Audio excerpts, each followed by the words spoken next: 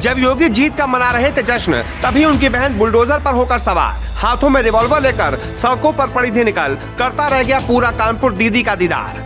मोदी कर्नाटक की हार पर मंथन करने ही वाले थे, तभी कानपुर से एक ऐसी खबर सामने आई कि नड्डा से लेकर शाह ने तुरंत योगी को फोन घुमाया।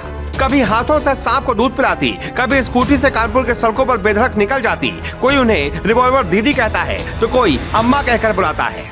योगी को वो अपना भाई मानती हैं, मोदी को मार्गदर्शक, जिनकी जीत पर मोदी भी बधाई देते हैं, जिनके हौसले को योगी खुद सलाम करते हैं, जिनके काम की कायल पूरी कानपुर की जनता है। वो रिवॉल्वर दीदी और प्रमिला पांडे एक बार फिर से सुर्खियों में है।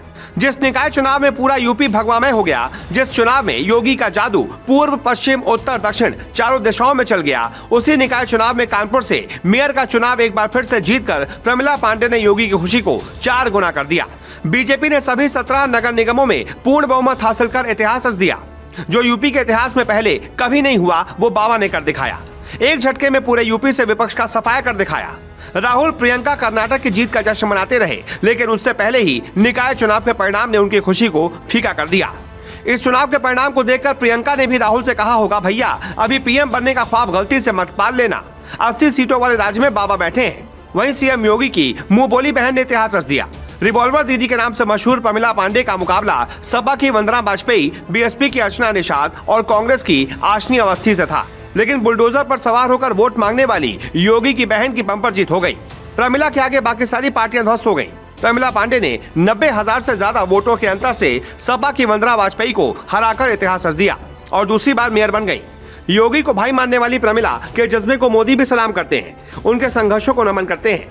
2017 में जब उन्होंने पहली बार कानपुर से मेयर का चुनाव जीता था, उस वक्त प्रधानमंत्री नरेंद्र मोदी ने ट्वीट करते हुए उन्हें बधाई दी थी।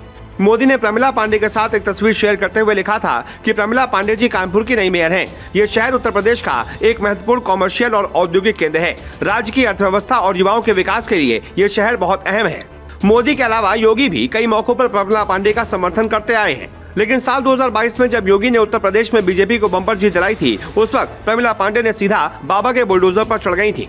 बुलडोजर पर खड़े होकर जिस तरह से उन्होंने जीत का जश्न मनाया था, उसकी तस्वीरें सोशल मीडिया पर खूब छाई रहीं। मेयर प्रमिला पांडे हमेशा से ही सुर्खियों में बनी रहती हैं। कभी वो अपने हाथों से सांपों को दूध पिलाती हैं, तो कभी स्कूटी पर बीजेपी के 4 झंडे लगाकर सड़कों पर निकल जाती हैं। कानपुर की जनता उन्हें रिवॉल्वर दीदी के नाम से पुकारती है, तो कानपुर के युवा और बच्चे उन्हें रिवॉल्वर अम्मा के नाम से पुकारते हैं। बताया जाता है कि प्रमिला हमेशा अपने साथ लाइसेंसी रिवॉल्वर लेकर चलती हैं। वहीं एक बार जब रिवॉल्वर और बंदूक के साथ सोशल मीडिया पर उनकी फोटो वायरल हुई थी, तभी से लोग उन्हें रिवॉल्वर दीदी और रिवॉल्वर चाची के नाम से पुकारने लगे। 12वीं तक पढ़ी प्रमिला पांडे लंबे समय तक आरएसएस से जुड़ी रहीं।